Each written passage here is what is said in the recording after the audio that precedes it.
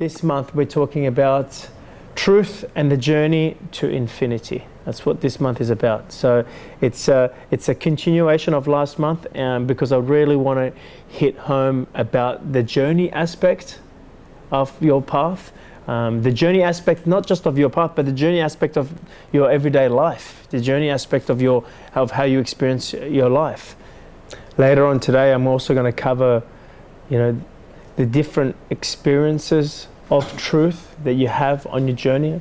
And, we in the past, I've spoken about going through different phases of consciousness, if you like. Phase 1, phase 2, phase 3. So I'm going to be talking about that, and you will pick up where you're at and go, I can feel I'm there. And so I'll just leave you with that by the end of the day to give you a reference point of a little bit of a guideline as you go on into your journey. You can go, that's where I'm at. That's where I'm at. Later on, you go, I remember Amir spoke about that's what it feels like. I feel like that now. This is what it feels like. So I'll be talking about that as well. But before I even talk about that, and that's what this month is about, is the journey to infinity, truth, the journey to infinity. Let's first talk about this word, the journey. Who's heard that the destination is not important? Life is about the journey, it's not about the destination. Okay, everyone's heard that, right? And one of the first things I want you to realize is that applies to truth as well. And rather than just understanding that, my intention today is for you to feel that truth in your heart, because that is the biggest thing that will continue to free you and will allow you and support you to keep coming back and allow you to experience the now. It's your idealism of the outcome, the result, that continues to take you away from this moment, continues to take you away from love, continues to take you away from infinite possibilities. Okay? So what I want to do is explore this idea, the journey. And if I can just leave you with a direct experience or with a deeper knowing rather than understanding of what that actually means, I think my job in OMG is completed. The future, an outcome, a result, or a destination has a role in the story. So don't try to disregard it and go, it's not about the future, it's not about the outcome, it's not about the result. Yes, you're right. But usually, so many people are saying that from an understanding point of view, right? Yes, it's not about the future. Yes, it's not about the outcome. Yes, it's not about the results. Yes, it's not about the destination. However, the destination, the results, or the outcome does and do play a role in how you're experiencing your story. It's not about it, but it does play a role. And this is what I want you to understand.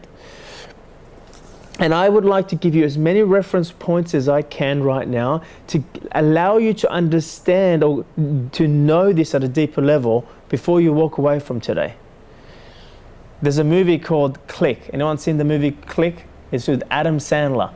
And he gets this remote control, that's a magic remote control, and he forwards all the boring parts of his life, right? Just to arrive at the outcome or the result or the destination. So he's fast forwarding. Finally, he gets to realize he's getting to realize all these outcome of the destination, but without the journey and the experiences of arriving at that outcome, the destination, he lost meaning, and it didn't mean what he thought it meant. In other words, he realized that he had been missing out on a lot. Does that make sense? You see, the outcome and the destination and the result is important, Because it allows you to experience the journey, it allows you to have a connection with the journey. And I'll elaborate on that in a moment. If the Roosters, you know, the Sydney Roosters played Manly, sorry to bring it up again, John, but they played the grand final. John's going to come, he's having memories.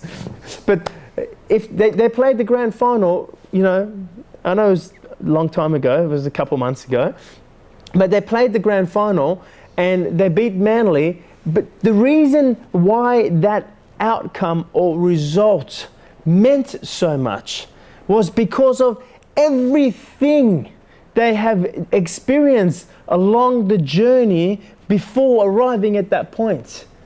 Can you see? From having that childhood dream to, you know, having all the different processes and experiences of getting into first grade, to pre-season training, to all the games and all the difficulties and all the things that they put their body through, and their strict diet and the strict training and everything that they went through for that entire year, to the, you know, a game day on grand final. It wouldn't have meant so much unless they had experienced everything. So what I'm trying to get you to realize is that it's actually not about the outcome, the destination and result. However, the outcome and the destination and the result do and does play a role in the journey. It's all part of the same. Because without having, give you another angle of the grand final. If these two teams went to play in the grand final and everyone went, hey, it doesn't matter who wins, don't worry about the outcome, right? The level of intensity, or if you might use that word, connection, that they will have, that will ignite within themselves, that they will have with playing the game, would be almost diffused, because it doesn't matter now. So can you see? There is a point to having someone win. There is a point to the outcome or the result. In other words, there is a role that the outcome, the result, or the destination plays. Okay? It makes the journey more intense. It makes the journey more in depth. It makes the journey more real. Can you see what I'm saying? It's still about the journey.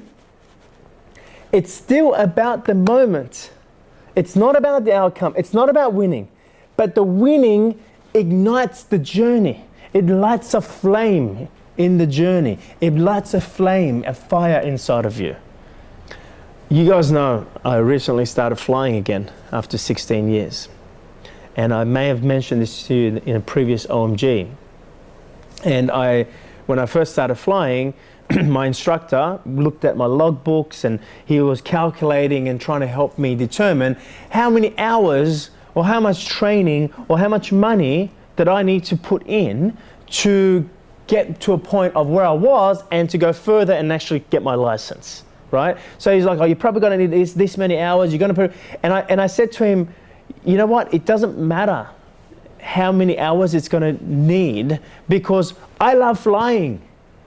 That's what I love doing, okay? Now, yes, there is a result, a goal, if you like. There is a result, there is a destination, there is an outcome. And that destination and outcome is that I get my license and I can fly alone or take friends out or family. Can you see? Yes, but it's not about the license. It's about the flying. So I'm saying, whether you're sitting next to me or you're not, and by the way, yesterday was the first time he completely wasn't, and I went by myself, but it doesn't make a difference, because I'm still flying. Whether you're sitting next to me or not, you're not flying the plane, I'm flying the plane. Can you see what I'm saying? So it's not about the license. But the license, or getting a license, is what ignites this journey. It's what creates this journey for me to be able to take on, which is, in this journey, I'm flying a plane. But the love is to fly a plane. The love is not about the outcome. But can you see the outcome still plays a role? If there wasn't an outcome, like you get a license at the end of it, there's something missing from the journey here. You know, sure, I would still love flying planes, but it's the outcome that gives me this direction that I'm going. Now let's talk about, where does this outcome come from? Yes? Well, we've spoken about it all year. The feeling arises from within you. And you go, oh, I love to fly. You look into the story and go, oh, I can get my pilot license. Outcome. Can you see what I'm saying? But again, it's not a goal I set. It's not, I'm bored. Oh, I need to consume some time doing something because I don't want to be bored. Okay, I'll go fly planes. Can you see? It's not like I'm sitting here going, well, I've got so much time, maybe I should get involved in pottery, you know? Although some, that wouldn't excite me. Or learn how to put flowers together, you know, or make wedding dresses. And that's not, can you see? It's a different feeling. It's my music, right? I didn't choose the music found me. And in the story, I have a story of why that I chose that story. Because when I was young, my dad was in aviation. My dad used to take me to work when I was like 4 years old, and he used to give me to the pilot. The pilot used to put me in the cockpit. He used to take me flying around and do his whole routes and then come back at the end of the day and give me back to my dad. So then I think, that's why I love flying. No, I created the story to put that seed in for me to go, hey, I love flying. Can you see what I'm saying? The feeling came, I love flying. So, go back to previous OMGs. A feeling arises within me and goes, it beats. What I'm talking about here is, it makes my heart beat. It makes my heart sing. It makes my heart dance. Oh, I love to fly, right? Now check this out. The feeling just is here saying, I love to fly. As we know, if you haven't done OMG, all right, the person then goes, whoa, what do I need to do in order for me to go fly? How much money is it going to take? How much time is it going to take? What plan do I need to, what strategy do I have to ensure that I can do? Can I do this? What, maybe I'm not medically fit. You know, there's all these things over here, right? But someone who is on this path doesn't go here to have a reference point. I then choose to follow the decision that's already made. We've spoken about that previously. I choose to follow the decision that's already made. Watch what happens then. Then the feeling, part of the feeling, so the feeling that I'm feeling, gets released and becomes and goes into the outcome, the results. The moment I decide to follow the feeling, the moment I decide to follow or the moment I decide to follow the decision that's already made, it goes into two: duality, story, outcome, result. Only. So therefore, I can experience the journey in becoming one with that feeling again. Do you understand? So what's the journey? The journey is, I need to do some flight training. There is purpose to my flight training. Why is there purpose? Because it's heading me to this point. But if I didn't go through all the different, like I just realized yesterday that I did my logbooks, I've got over 50 hours of training now. 50 hours. If I just arrived at, let's say I'll probably get my license at 70 hours, 60, 70 hours. If I just arrived at, let's say I went to my instructor at the beginning and said, hey, look, how about I give you $10,000 and bribe him? Can he just give me the license and sign off on it? And he's like, okay, right? I didn't do that, but can you imagine I did that, right? And he gave me a license. When I fly the plane, it won't feel what it can feel and what it can mean. I won't feel the love and the appreciation to the degree that I could if I had to go and do 60 hours of training and in the story pay thousands of dollars in doing this and making mistakes and getting it wrong and getting it right and having moments of success and accomplishment along the way, having positives and negatives. So if I just went, hey, here's $10,000 and he stamps my book and goes, all right, you got your license, right? First of all, I might not feel comfortable, but let's just say I was feeling comfortable. It wouldn't be, I'll probably start flying and like 2 weeks later go, I'm bored with this. Can you see what I'm saying? So it's not about the pilot license, but getting the pilot license is, and then I start my journey. It's about the journey. The reason you have this ideal of getting a pilot license is so you can experience the journey. Who's got friends that love to tell them what happens in a movie? Can you imagine there's this great movie, the Titanic has come out and your friend goes, oh, at the end, they die. The ship goes down and da-da-da. You're like, don't. Oh, why? I mean, you want to, it's all about the outcome and the result. You want to know what happens at the end, don't you? Yes, I do. The end is important. But I want to experience the journey. You took my fucking journey away. Do you understand? Can you imagine we went to the football and the Roosters and Manly are going to play the grand final and me and John we're there, we've got our colours on, we're ready to go, and they go, Roosters won 24-14 or whatever it was. Even though Manly lost, John would go, no, I want to experience how they lost. Will you be disappointed about the loss? Yes, but it's not can you see? Will you be disappointed about the loss? Yes. But it's not about the outcome and losing. It's about me experiencing how they lost. So can you see? It's not about the outcome. And we and people continuously place their attention on the future, on the outcome, on the result, on the destination, when the outcome, the destination, and the result do play a role, and they do. It's what ignites your journey. It's what ignites your path. It does play a role. So it's not completely irrelevant. But once it's played its role is to go, that's the future. But it becomes irrelevant almost when you're doing what you love to do in this moment.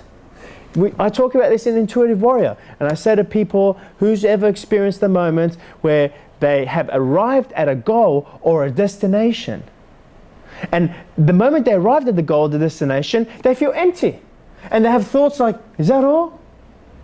Is that all? I thought I was going to be arriving, right? And everyone puts their hand up, they go, yeah, I've had moments like that. Well, what do you think that is? That is the person saying, yes, I want to do this, right? They place their attention in the future, in the result, in the outcome, in the destination, and they stay there. So everything they're doing in this moment, they're not here. They're doing things in this moment, but their attention's there. So there's duality happening here. The attention's always here. The attention's always here. By the time they get here, they're like, why do I feel like I haven't accomplished anything? Because you missed out. You fast forward the remote control. You weren't there in the journey. On the flip side, and I talk about this in the Intuitive Warrior, on the flip side, I said, who's ever had a goal, an outcome, a result, a destination that they were really looking forward to, right? But the moment they decided to do it, they already feel the love or the sense of fulfillment that one would have in accomplishing that. And everyone goes, yeah, I've experienced that. Well, what's the difference? The difference is you said yes to the feeling, to the outcome, to the destination, to the result. Yes, it created duality. It created this story for you, this path for you to take. But you didn't stay in the future. You came back here. You placed your attention here.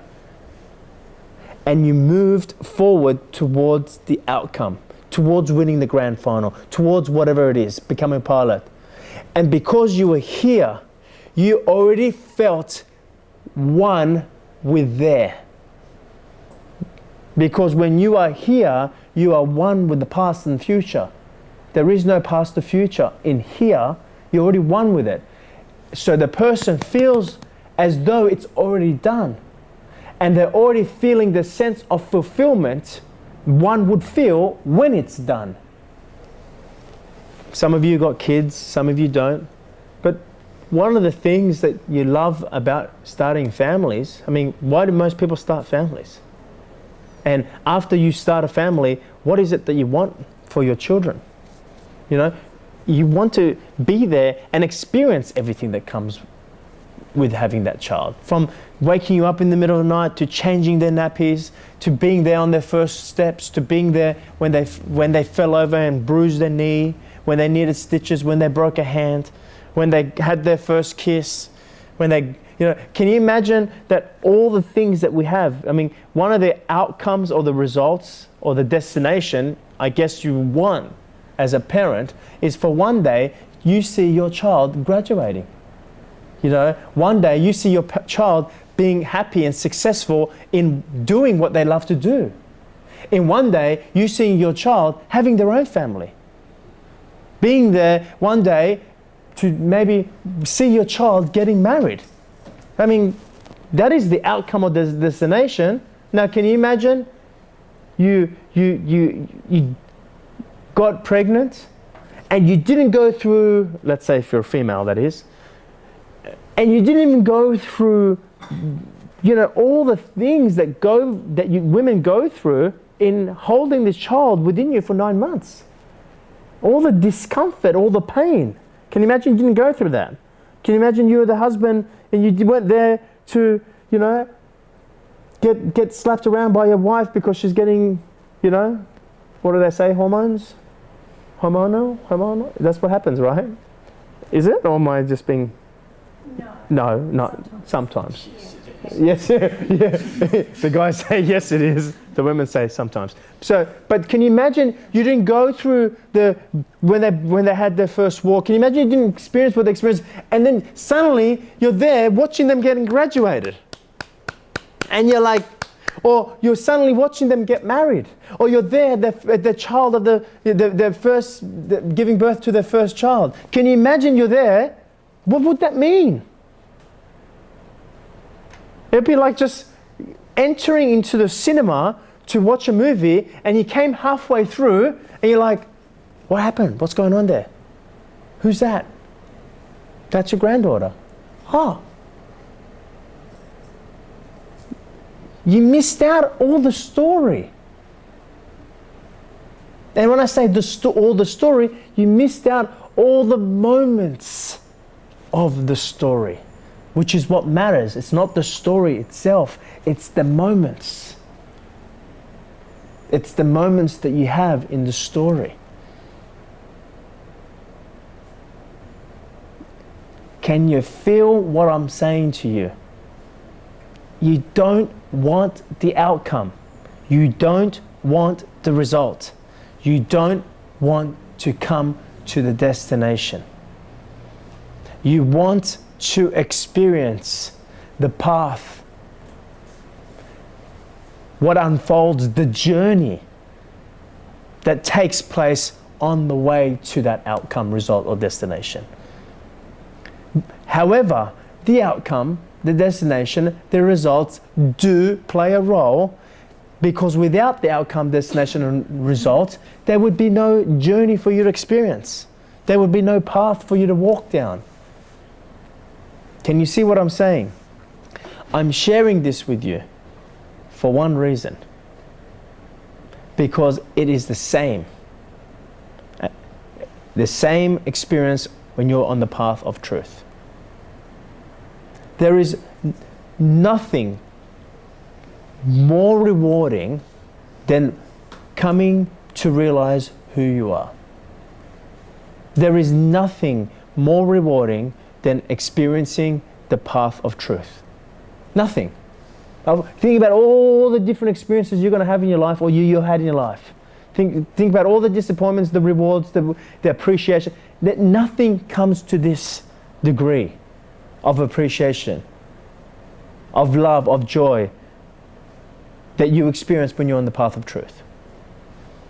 So, if you think about all the different things that you have processed on your path for the most rewarding thing, like, for example, winning the grand final, for example, giving birth to a child, for example, whatever it may be, falling in love. Falling in love wouldn't mean so much. You wouldn't experience it the way you were experiencing it without being rejected by love.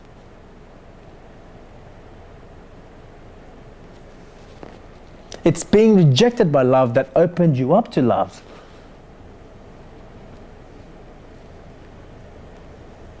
So the rejection part is important. It's an important part of your journey. I'm saying this because most people, whether you're on month 1 of OMG or you've now completed 12 months of OMG, are looking to make the truth into an outcome destination, a destination, I should say. I just want to arrive there. Do you know when you will arrive? Because there is a point where you will feel like, I have arrived. Do you know when you will arrive? When you realize that you were always there. That's when you realize,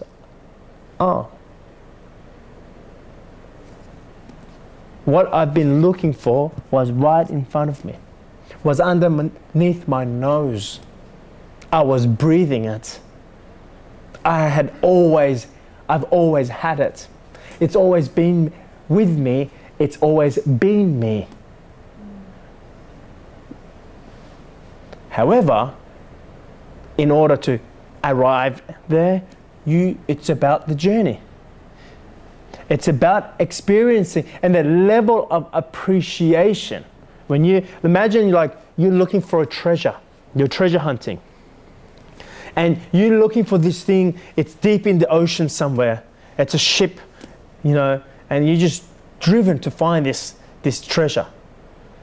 If you went, all right, let's go treasure hunting, and you found it straight away, awesome. How far? If it took you 7 years to find this treasure, the moment you find the treasure, you'd really experience the appreciation of the treasure.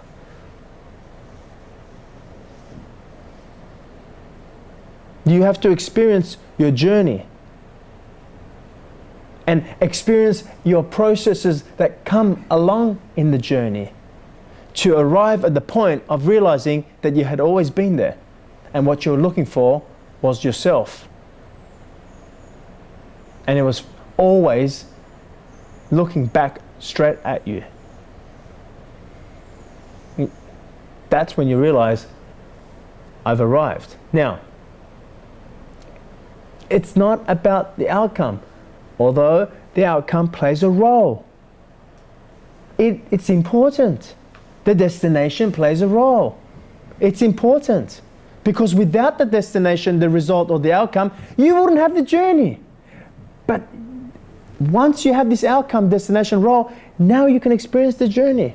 Now I'm just flying the planes. And I feel like I've already arrived. When you feel like you've already arrived, why do you feel like you've already arrived? Because you're one with this moment, which means you're one with the outcome and destination. So you feel like there's no attachment to arriving there. You feel a deep connection to the outcome, and therefore you feel like it's already done, Eckhart. It's already done. Don't mistaken connection with attachment. Attachment is what you have when your attention is on form. Connection is what you have when your attention is on the formless. You connect to the formless, you get attached to the form. Someone cannot arrive on the path of truth, or whatever their path, when they are starting their path of truth to arrive here. The reason why you want to arrive here is because you're in judgment of what is here. You don't want to have this. And what I'm saying to you is, no, you came here to experience this. You're just labeling it as positive and negative and not seeing it for what it is. So therefore you're going, well, if I have this outcome, which is arrive at the truth and realize the truth, then I can fix, improve, or change all this. I won't have to this. But this is the very thing that you wanted. It's part of your journey. And yes, it may be difficult sometimes. Yes, it may be uncomfortable sometimes. But you resisting it is what causes suffering. The journey is the journey. It is what it is. Suffering is you just resisting your journey. That's the optional part. Not everybody suffers. But when the football team is training, or when an athlete is training, and they're getting up at 6 in the morning or 5 in the morning or whatever time they get up to go swimming every morning, you know, is that difficult? Yes, it is.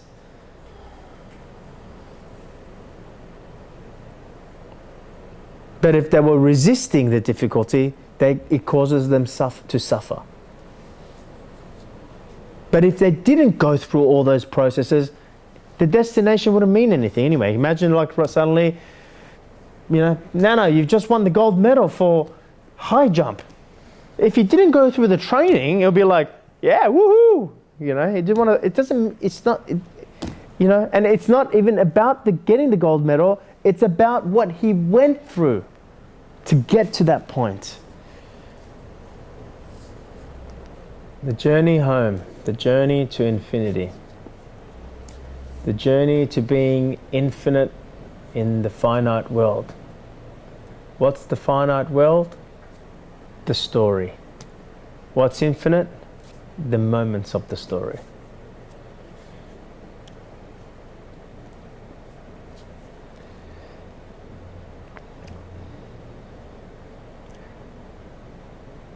I'm going to use a metaphor to describe to you the different depths or levels that you drop into, that you connect, that you go through, whatever word you want to use, along your path of truth. At first, you know, and I'm just describing my personal journey here, but at first you live in the world of appearances. And, you know, in the appearances, you have two appearances being mirrored or reflected to make the whole.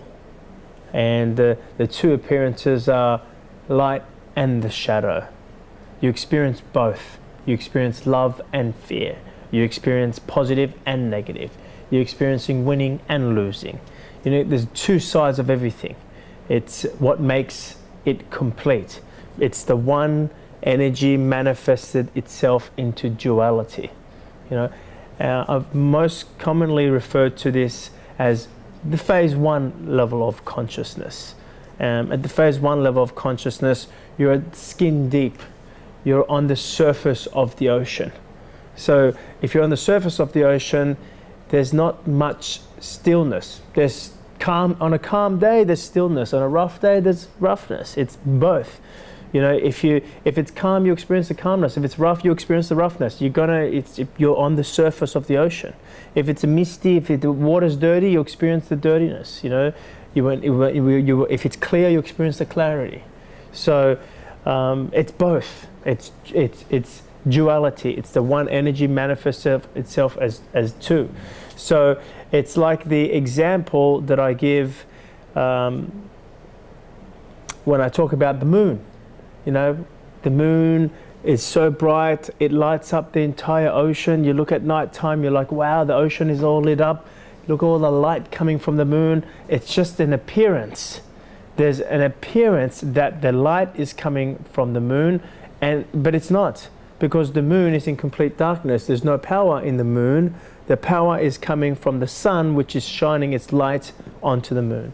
So that's what phase one is about. It's you're living a world of appearances. It appears that I am this body. You're not. It appears that there is a past and future. There's not. It appears. So that's the phase one level of consciousness. And many of you, different areas, as I'm describing this, you'll be like, oh yeah, I'm kind of there, or I'm here. But as you go down this path, and this is what the OMG program has been about, is to help you go down this path, reclaim power and become whole with yourself, integrate the processes that take place on your path, on your journey, to get to a point where you go a little bit deeper into the ocean. As you drop deeper into the ocean, what happens? You find more stillness. You find more calmness. Even if there's a tsunami, you won't be rocked so much. You're dropping deeper and deeper into the ocean. So as you drop deeper into the ocean, you start to realize this appearance of the light and shadow is not who you are. And you start to feel more and become more aware of who you are. And you begin to realize, I'm not the light or the shadow. In fact, I am the rays, the sun rays. I'm the light itself, if you like, right? The light is what creates the shadow, right? I'm not the light or the shadow. I am the light itself. Does that make sense? I'm trying to use a metaphor here. In other words, you are the light itself. So when you experience that depth of who you are, you're experiencing, if you like, a deeper level of consciousness, which is, let's say, a phase 2 level of consciousness. Now, one is not better than the other. One's just a deeper. It's just deeper. So at a phase 2 level of consciousness, that's when you start to experience need melting away. You're experiencing joy for no reason. You're not doing something to gain light where there was shadow, because you are the light itself.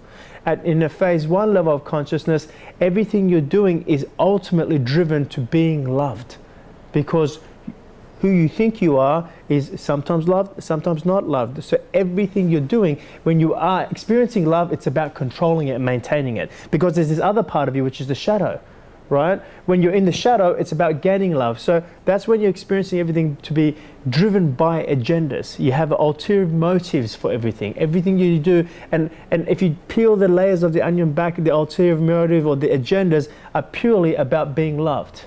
Okay, and everything you do is to, you even do things to feel love. You do what you love, but then you fall into this category of doing what you love, but then you need to do what you love in order for you to experience love. You see, it's the appearance world.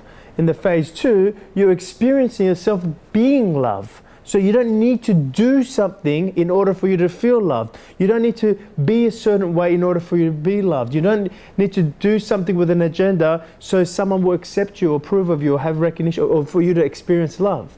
Because you're already experiencing love. So the need begins to melt away. So, there's been times in my life where I've shared where there was a specific moment I remember when I was first starting to speak, and I started speaking for a couple of years, and there was a point I got to, and I remember sitting in just north of Bondi Beach, remember exactly where I was, where I was just sitting there doing my normal pondering, being present, having a pondering and reflecting on truth and who I am. And as I'm sitting there, I just suddenly felt no need to speak. Now, speaking is what I love to do. So if I was to define that even more, I just started to feel I no longer need to do what I love to do. Can you see? And I was just like, oh, what's going on here? Like, you're meant to do what you love to do. This is what I'm doing. You know, I'm talking to people about doing it. If I don't do what I love to do, then what would I do? You see, there's a part of me still going, well, you need to do something in order for you to experience what you love. You see? So, and at first it was a what I like to call an alien feeling, because it wasn't something I was familiar with, you know, because I knew what I love to do.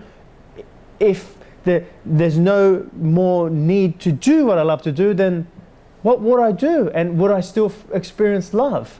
But the funny thing is, as I started to consider this reflection that I was having, I started to realize I'm feeling love even without me doing that, doing the speaking. So at first I started to get confused, and I started thinking, oh my God, am I not going to be speaking anymore? Because, you know, I was well on my path of following whatever feels true, whatever feels true. You know, when I first wanted to speak, I wasn't a speaker, you know, I wasn't a speaker. Oh, you've heard the story, and I'll talk more about it this afternoon. But now I've found what I love to do. I didn't want to stop what I would love to do, right? But I didn't feel the need to do it. So it was a really weird feeling. So I just sat there and go, well, I'm just not going to do it right now because I just don't feel to do it. And as I stopped feeling, this is really complicated to describe. It's not so complicated. As I started to, consider not speaking, I started to feel more and more light and started to feel more and more love, the love that I would feel when I was doing what I love to do, which was speaking. So as I started to, you know, sit back and just reflect for about 4 weeks, I decided, well, I'm not going to speak. I'm just going to sit here right now, and I'm not even going to do anything because I don't feel the need to do anything. So I just sat, and then 3 or 4 weeks later, the feeling came to go and speak, right? And you probably think, well, what the hell was that about? The feeling now came without agenda. You see, before the feeling arises, right, and you place the agenda on the feeling, you're like, well, this is what I love to do. This is how I'm going to maintain love. This is how I'm going to, you know, sustain my love, because as long as I'm doing what I love to do, then I feel love, right? And then you're like, well, I want to make money from what I love to do. You know, it's not complete. Okay? When the feeling is complete, like you are doing it because you're doing it. You are doing it because it moves you. And I'll talk more about this later on. So that's the point in my life where I just felt like need was just beginning to melt. It's just like the ice cube, you know, the iceberg was just melting into the ocean. Smaller, it just kept getting smaller and smaller and smaller and smaller. And over, you know, that was a number of years ago. Over the last 3 years, probably that was about 3 years ago, three and a half years ago. It's just this sense of need to do something. It's just become less and less and less and less and less and less and less. And I started to feel more and more and more and more, because it started to take less and less space. So I started to become more and more aware of space. I can't tell you the sense of freedom that you feel when need melts away. I'm trying to describe to you what it feels when you're experiencing yourself no longer having the light reflected or not reflected. What it feels to notice, oh, I am the light. So the sun is always shining. Whether it's night, day, thunderstorms, overcast, it is always shining. Not just sometimes. When you're in the physical, when you're in the story, there's light and the shadow. You are experiencing the light or experiencing the shadow. And you know, you're putting it out to the universe, putting it out to this expanded self, until you realize, I am the expanded self, I am the universe, I am the light. Therefore, I'm always joyful. Can you see what I'm saying? I'm still experiencing myself through the story, but what's positive or negative, or how I used to see what's positive and negative, is just in the moment. It just comes and goes. You know, it doesn't consume you. Okay? What's the light and the shadow is no longer the light and the shadow, because both the light and the shadow is who you are. You're experiencing yourself through things. That's the phase 2 level of consciousness. The phase 1 level of consciousness is continuing to then follow the light and keep following the light back home and realize where the light is coming from. In other words, not just realizing the power of being the light, but realizing the source of the light. And the source of the light is the sun itself. That is phase 3 of consciousness. And the phase 3 consciousness obviously is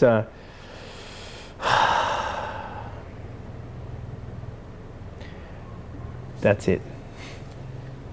That's just no words. I don't even have a metaphor for you. But that is the best way for me. Rather than go, phase 1 is when you're experiencing this phase, I'd just rather give you a metaphor. Phase 1 is the light happening to you, the shadow happening to you. You believe in the appearance. You believe it's the light coming from the moon. No, it's not. Okay? You believe in night and day. You believe in good and bad. You believe in right or wrong, positive and negative. Okay? But when it's the night and day coming together, when you bring things together, the positive and negative what I'm talking about is acceptance. What I'm talking about is processing, being present, being in the journey. That's all I've done. So that's phase 1, phase 2, phase 3. All right?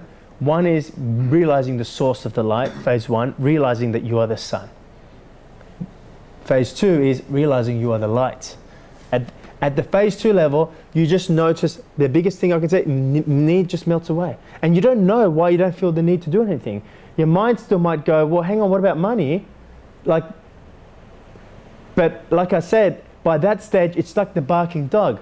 Oh, no, honey, it's okay. Come here. Oh, you're afraid the dog's barking at the thunderstorm? And you're like, oh, you know. You stroke the ego. The ego doesn't stroke you. You know, the ego stroking you is like, wah, wah, wah, and you're like, oh my God. You know, it's like, oh, I understand it. Little dog's scared of the thunderstorm. But you're not scared of the thunderstorm. You think it's magnificent. Wow. You know, at night time when I love when there's a thunder. It's like a light show outside my house. It's hitting the water. It's spectacular. You know, at night time it's beautiful. The raining and the storm, it's beautiful. But the dog, it's not beautiful. It's frightened. A little child, it might be frightened. And you pick up the child and go, it's okay, honey. And the kids run into your bedroom at night, but you know it's okay.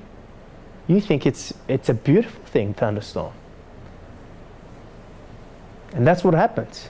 You know, does your life still go through thunderstorms? Yes, but you don't experience it like the little kid. You don't experience it like the dog. It's beautiful. So does thunderstorms still happen in my life? Yes, but that's what I say.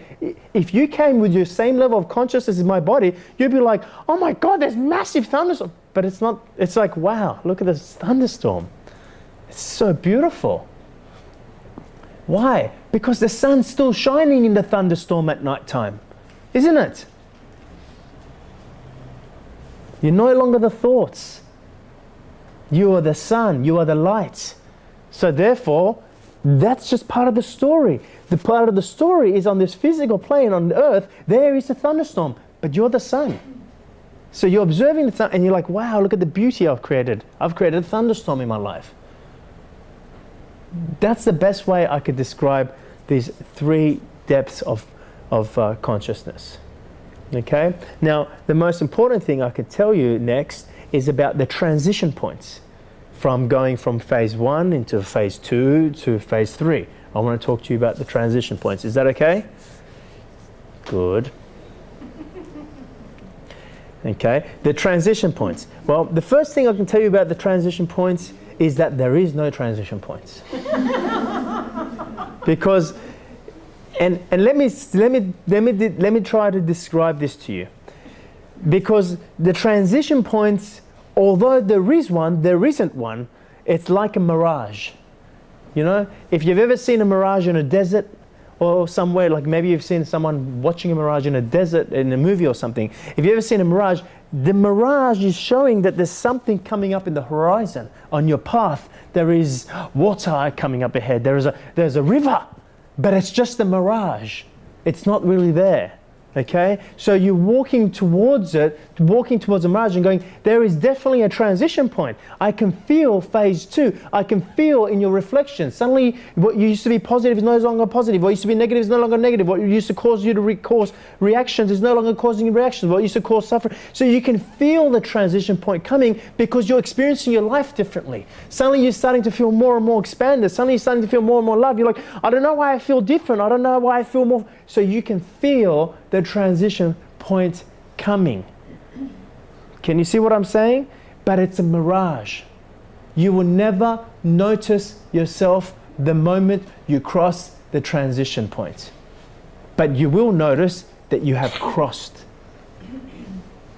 In other words, you will notice that you suddenly wake up and suddenly, this is how I've noticed, I manifest a story that will normally cause me to react. And the story will come into my role in my life and play a story. And because I have transcended, that's the word. Thank you, Nana. Because I have transcended, right?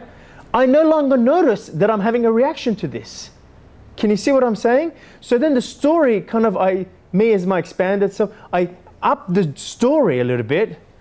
And then the story sticking around, and then I just started to notice this dog going woof, woof, woof, and I'm like, oh, what's this about? But it's a dog. I'm not barking at the dog. I'm not reacting at the dog barking at me. But in that moment, I realized, oh, I used to react to this. And that's when I noticed I have transcended. So I have gone through the transition points, but the transition point is just an appearance. There is no line saying that this is phase 1, this is phase 2, this is phase 2, this is there's no line, but you can see by feeling. You can feel the change happening in you. You can feel you're about to transcend, right? You notice the trend, because the moment you've transcended, what used to cause you to have take up space in your mind no longer does, so you don't know that you've transcended until you create a reflection to go, oh, I've transcended. I have transcended this. And that's when you just realize, oh, I'm in phase 2, or you know where you are, okay? This is not a mind thing. That's why, don't try to go, oh, where am I? Suddenly you just realize, I'm in phase 2.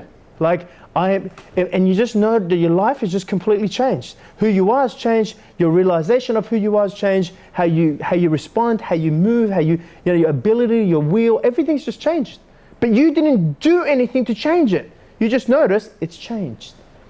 That's what I can tell you about the transition point. It's a mirage, right? The truth is, right? The reason why there is no line, the reason why there is no transition point is because in truth, with a capital T, you are in phase 1, phase 2, phase 3 at the same moment.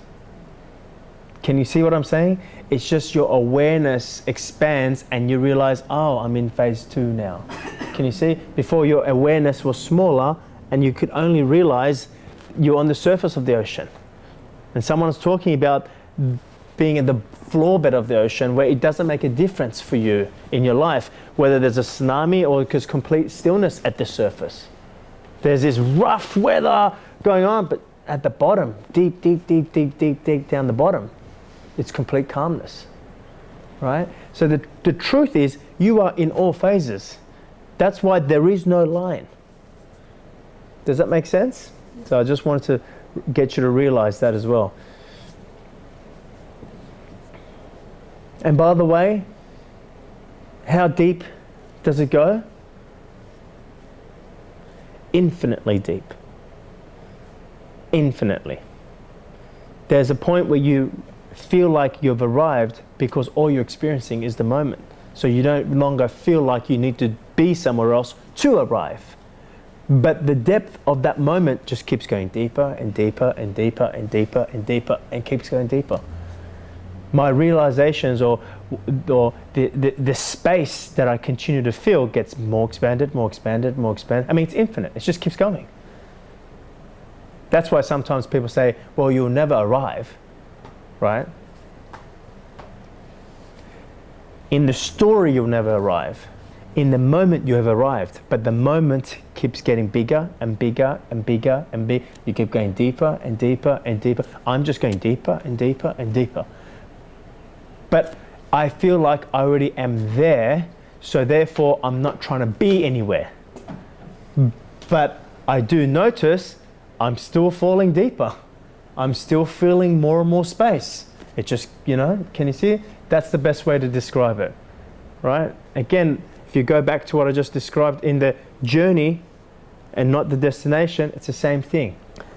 So that pretty much wraps up truth,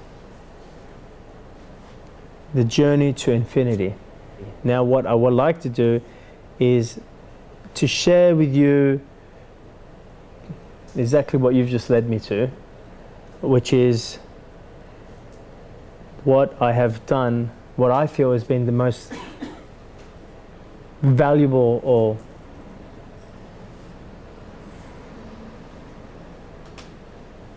and it's not even, and as I'm trying to put words into this, that's not even right. It's not the most valuable or the most important thing I've done. As I'm using those words, it's just like that, it doesn't match, it's not fitting, because it's not really the most valuable, it's not the most fitting. But if you ask me, what do I remember as the thing that I have done maybe the most, or that's still in my being that I have done, this is what I would answer. And when I first started this path, I looked at all the things I need to do in order for me to follow the unknown, to take the path towards the unknown, which means infinity, because infinite is unknown. It's not known, because the moment it's known, it's form, it's physical. It means taking the path to the formless, which is taking the path to energy. So at first I looked at all the things I needed to do. So the first thing I thought I needed to do was meditate. So I started to meditate. I went to meditation camps and retreats, and I remember going to a 10-day silent retreat, and after day 4 I was done. And they would try to keep me, no, you can't leave. They wouldn't give me my car keys back. No, I'm leaving. I'm done, right? And yes, there was a part of my mind going, well, you're failing, you didn't. But there was a realization that I also had is, this is not my way. I don't necessarily feel moved to do this. Then my mind might kick in and go, and I would observe this throughout the whole meditation. Well, maybe you're just doing that because you're not you're resisting the process, and Then I realized that the feeling is moving me. So therefore, I need to trust and go with the feeling. The feeling doesn't say to meditate. I don't feel to meditate. And that's why I felt I was experiencing resistance with it. So one of the biggest things that I feel I have done to be here is to follow the feeling. Even to the path of realizing my truth, is to continuously follow the feeling. Now remember, you're not following the feeling for an outcome. You're following a feeling for a process, for a realization. You see, your mind thinks you're following the feeling because, if I follow this feeling, then I will find the love of my life. Or if I follow the feeling, no, you're following the feeling because you're following the feeling. Because it's leading you, it's unraveling a process for you. It's not about the outcome. It's not about the destination. I never forget the moment that I really started to follow the feeling. And it was probably, what are we now to? 11, 12 years ago, or maybe 10 years ago, where there was a feeling, and it doesn't matter what the story was. In the story, the feeling was to go and start this company, which is a promotion company to promote inspirational speakers, right? And in the story, I had also been on the verge of bankruptcy because I had failed in my last 2 businesses. And in the story, I didn't have money or the knowledge to do this, but the feeling was so strong. It was thumping. And the only reason I followed the feeling wasn't because, like back then, I didn't even know you had to follow the feeling. It wasn't, oh, you got to follow the feeling. But it was so strong that I felt that if I wasn't to follow this feeling, I would be dying. I would be dying slowly. It felt like I was strangling myself to death. So that's how I actually started to follow the feeling. And this following the feeling, I feel, is opened up more doors for me than anything else. And that was the first big feeling, was to follow a feeling because of a business thing. Now it wasn't, I didn't even want to go into business anymore because I had, in my story, I had failed 2 businesses. So it wasn't even something that I felt I loved to do, but it was something that I must do. I must go and do this. I had to do it. I had no choice. I had to, because if I didn't do it, I would be dead. That's what it felt like to me. So I did. And that's when I experienced what most people call miracles. Miracles are just moments that you are in the moment. I continue to follow the feeling. I won't make a big story or long story about it, but that's the biggest thing that has impacted me, is to follow the feeling. And I've talked about this in the WTF. The feeling of what feels true for you is always, yes, it's taking you through these different stories or these different processes, which is the second biggest thing that I feel that has impacted me, is having my process. Most of people's process is, most people are not experiencing their process. They're experiencing a process about not having that process. Can you see what I'm saying? Because they're like, I'm sitting with it. No, you're sitting with the resistance of it. You're not sitting with it. You're not actually feeling what's showing up. And I've had some really strong processes, where it was such a reaction that, and I did something completely out of reaction, thinking, oh, that's what feels true. But it was just so, masked. I thought I was following this feeling, but I would mask this reaction, going, oh, that's my feeling. I've experienced that many times. But the 2 biggest things that I've done, and I've continued to do, is it wasn't. The 2 biggest things that I've done for myself personally, where I've experienced the willingness to live this, was to keep following the feeling. That is what kept making more space. It wasn't a meditation. It wasn't a tool. It wasn't a modality. It wasn't my mother. My mother supported me. Probably my mother played a large role. But to be able to grasp what my mum is saying, that I couldn't have grasped what she's saying unless I had the willingness to follow what felt true for me. So this is the biggest thing, the most important thing that I felt, and again, important doesn't sound right, but this is the thing that I have done that has made the most space in my life. Okay?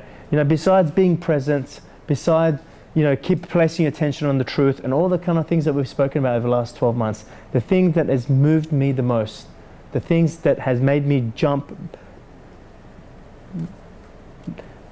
leap over the biggest hurdles, was to follow the feeling because I'm following the feeling, and to process my process, not have a process on how I don't want to have my process. Does that make sense? Those are the 2 biggest things. No matter what, I will follow the feeling. No matter what, some of the feeling, if I was to follow it, it would rip the story like a piece of paper, or it would just rip my story apart. But I felt like if I didn't follow the feeling, that's as far as I go.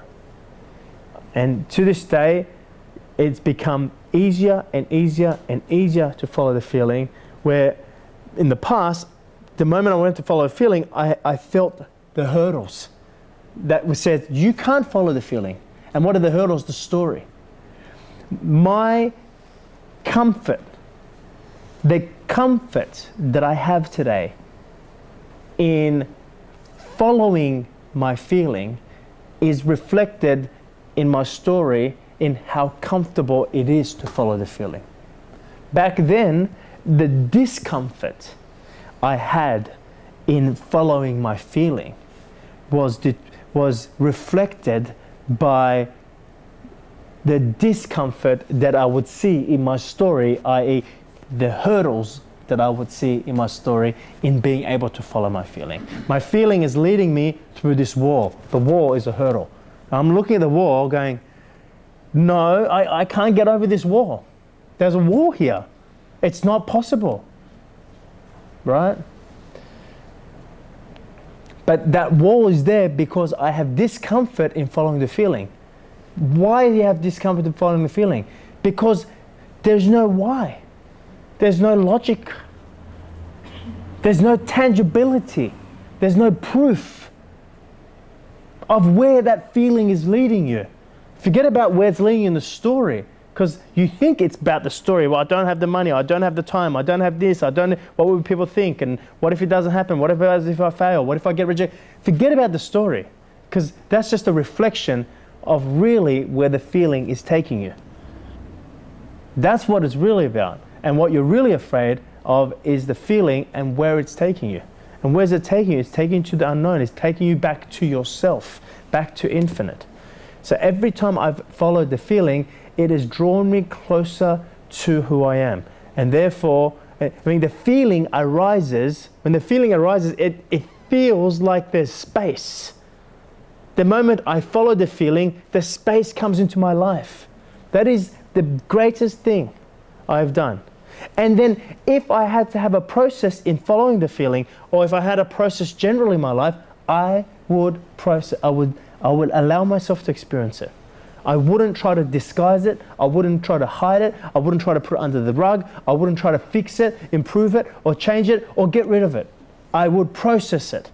And I wouldn't have a process about processing it.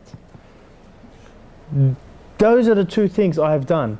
It wasn't meditation. It wasn't, whatever other things that you think you need to do to be enlightened. It was just follow the feeling, man. Follow it. And don't be too quick to label or judge where it's going. You think it's going to an outcome. No, it's going through a process. It's taking you through a journey. You haven't arrived. Just follow the journey. That is the biggest thing that I've done and continue to do every single day. And when I see and when I find someone who follows the feeling, I've got their back. Because I know how tough, how difficult, and how frightening it is to follow the feeling. For the mind, anyway. Because once you follow the feeling, you're like, why didn't I do that before? I feel lighter, I feel more space. And all the suffering and resistance you're experiencing, the resistance that you're experiencing is because you're not willing to, say I love you, or do what you feel is true for you, or speak up and say, you're not willing. So then you experience resistance. You're not willing to follow the feeling, so you experience suffering. That is the thing that I would love to leave with you.